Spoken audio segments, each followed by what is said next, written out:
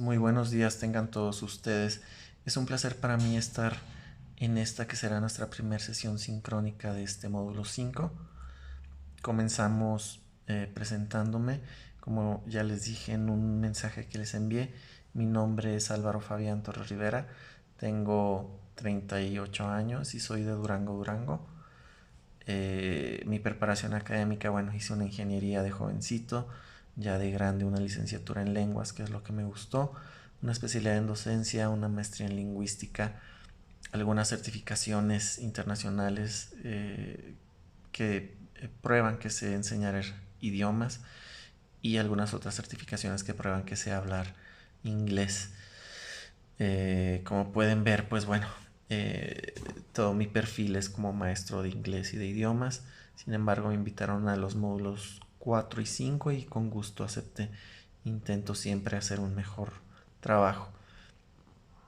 Mi experiencia laboral, pues empecé con los chiquitines en primaria enseñando inglés, después en centros de idiomas, empecé a enseñar italiano también, subí a bachillerato, maestro a nivel profesional, después expositor en algunos cursos relacionados con la enseñanza del inglés, fui asistente de italiano y español en el extranjero, he trabajado también como traductor e intérprete.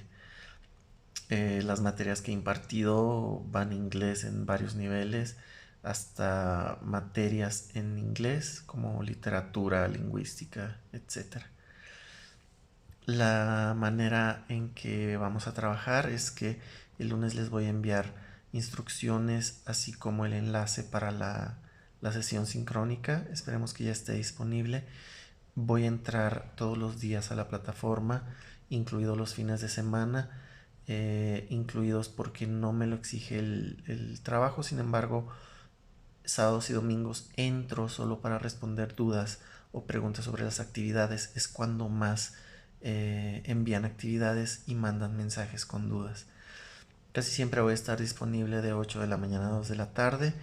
Les recuerdo que tengo 72 horas para revisar sus actividades, es decir, 3 días hábiles.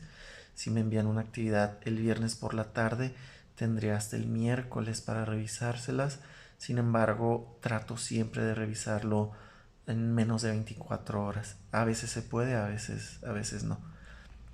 Eh, Sé lo que es trabajar, estudiar y atender familia al mismo tiempo, y sé que a veces es muy frustrante que no alcance el tiempo para cumplir con todas las cosas que tenemos que hacer.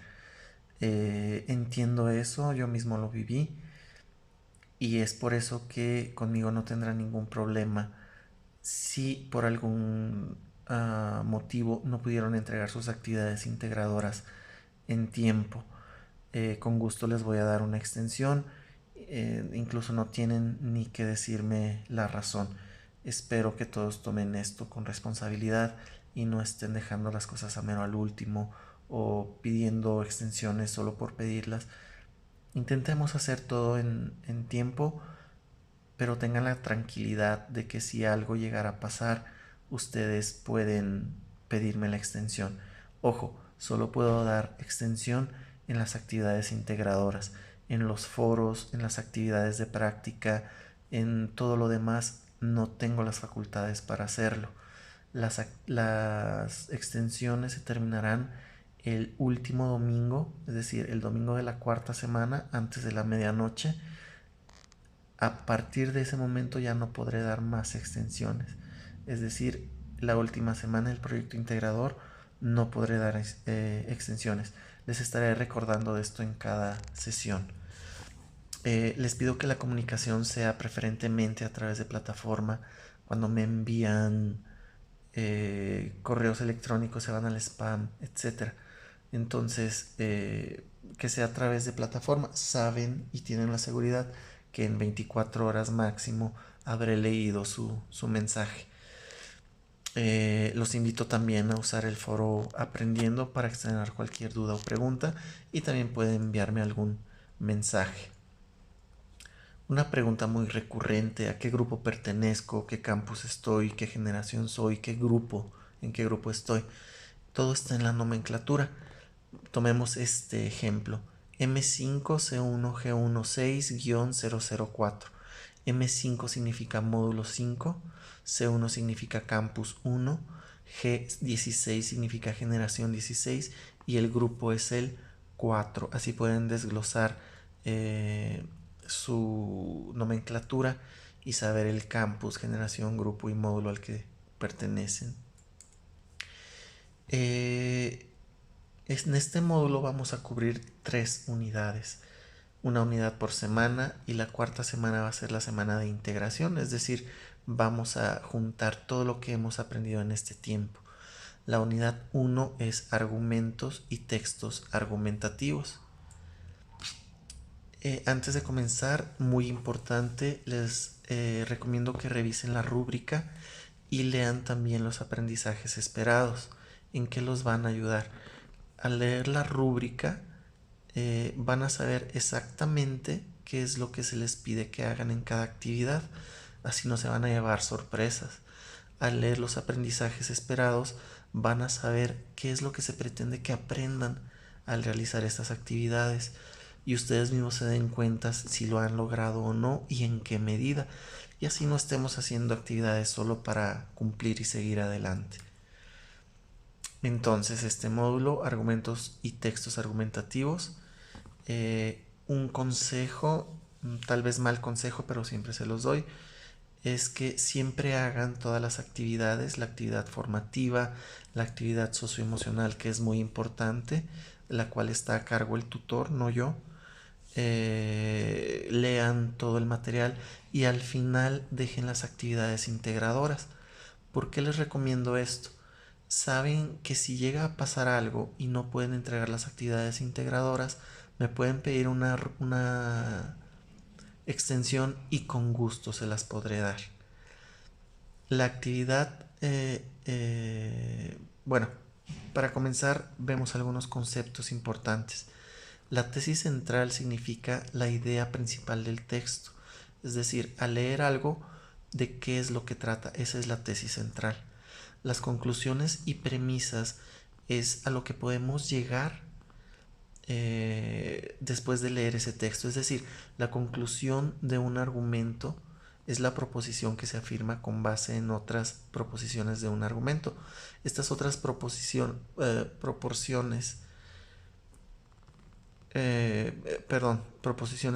darán soporte a la conclusión de las premisas del argumento.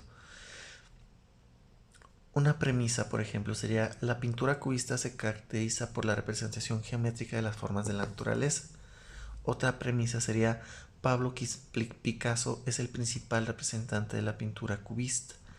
Al leer estas dos premisas yo puedo llegar a una conclusión.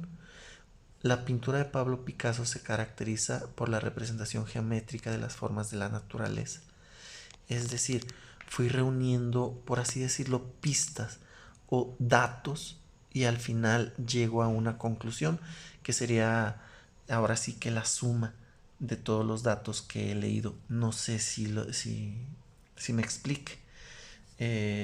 Las conclusiones se forman de premisas. Las premisas son ciertos datos que va a contener el texto que me van a permitir a través de la reflexión llegar a una conclusión. De Octavio Paz, ¿qué podemos decir? Él nace en México, 31 de marzo de 1914 y fallece en 1998. Octavio Paz fue un poeta, fue un ensayista y diplomático mexicano muy reconocido. Obtuvo el premio Cervantes en el 81 y el premio Nobel de Literatura en el 90. Se le considera uno de los escritores más influyentes del siglo XX y uno de los poetas hispanos más reconocidos de todos los tiempos. Dicho esto, ahora sí comenzamos con la actividad 1, se llama Los argumentos del ensayo. Vamos a leer el texto Máscaras Mexicanas, precisamente del autor que acabo de mencionar, de Octavio Paz. Vamos a identificar los distintos argumentos que plantea el autor. Le damos clic al enlace Los argumentos del ensayo y seguimos al pie de la letra las instrucciones. ¿Cuál es la tesis central del ensayo? Es decir, ¿de qué trata? ¿Cuál es la idea principal?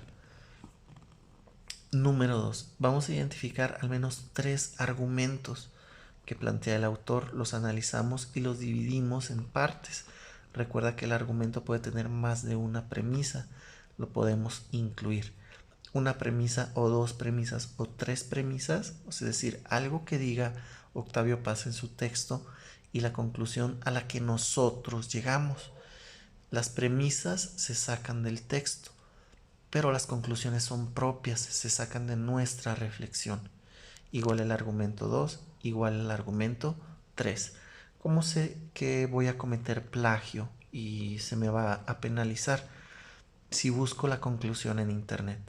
La conclusión, les repito, es propia. ¿Qué afirmación hace Octavio Paz sobre la mujer mexicana? Lo que ustedes piensen. Si se equivocan no pasa nada. Es decir, es su punto de vista. ¿Qué opinión tiene Octavio Paz sobre el mexicano? Una vez más es su punto de vista. Puede ser cualquiera siempre y cuando fundamenten. Es decir, siempre y cuando digan el por qué piensan de esa manera. En tu opinión, ¿cuál es una de las principales características del mexicano?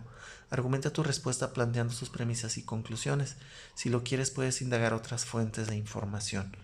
¿Puedes buscar en internet? Sí, siempre y cuando mencione las fuentes, o sea, de dónde sacaste las premisas y las conclusiones sean totalmente tuyas. Es decir, las premisas sí se pueden sacar de internet o de otros textos, pero las conclusiones son propias. Al final vamos a escribir un párrafo que incluya el argumento que planteamos. Una vez más es propio.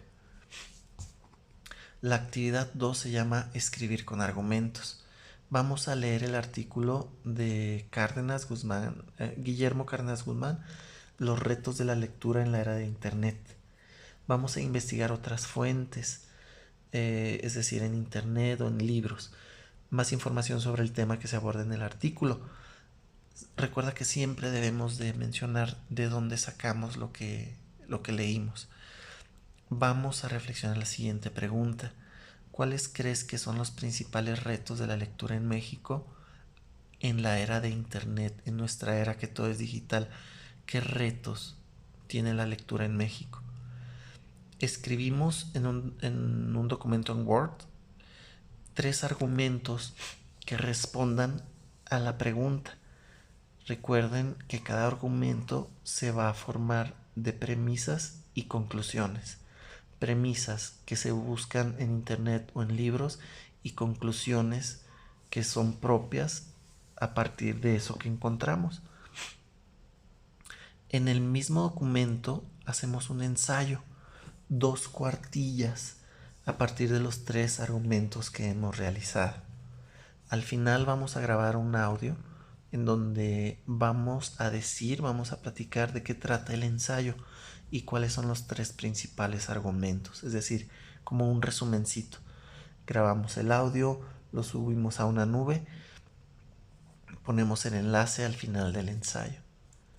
A grosso modo, estas serían las 2 actividades integradoras a hacer. Están un poquito, no difíciles, un poquito elaboradas. Es decir, hay que investigar, hay que leer y hay que reflexionar. Les va a tomar un poquito de tiempo, pero eso es todo. Si tienen alguna duda, si tienen alguna pregunta, recuerden que pueden consultarme, sea a través de mensaje de plataforma o en el foro Aprendiendo. No quiero despedirme sin antes recordarles que estoy en contacto con ustedes. Mi trabajo, como yo lo veo, es ayudarles a seguir adelante, ayudarles a cualquier duda que tengan en este módulo. Son más de 70 estudiantes. No puedo saber las necesidades de cada uno. Lo que ustedes deben hacer es decirme cómo puedo ayudarles. Quedo a sus órdenes. Les deseo una semana muy productiva y un buen día. Seguimos en contacto. Hasta luego.